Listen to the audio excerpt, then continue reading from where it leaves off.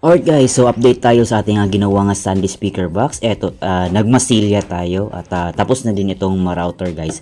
So yung ginamit ko pala dito na pangmasilya guys is powder cement lang, tapos wood glue and then tubig. Ayan, hinalo-halo ko lang hanggang sa magtama lang yung kanyang consistency. Ayan. Tapos dyan guys, ayan. Lahat ng siniguro ko lang talaga lahat ng wood screw at saka yung pinakagilid ng ating box kasi mamaya pag mag textured paint tayo sisip-sipin lang niya guys.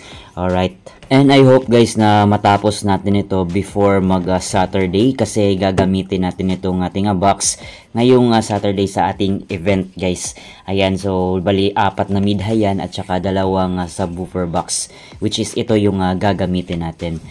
Ayan. So yung sa gilid na handle guys, yung isang piraso, ayan, tinesting ko lang kung ano yung magiging itsura. Okay din naman, but yung the rest hindi ko na nilagay guys kasi last part na yun ko ilalagay kasi mahirapan tayong magpintura sa gilid yung sa may sulok guys. So update lang ako guys sa mga susunod na video nito. Alright.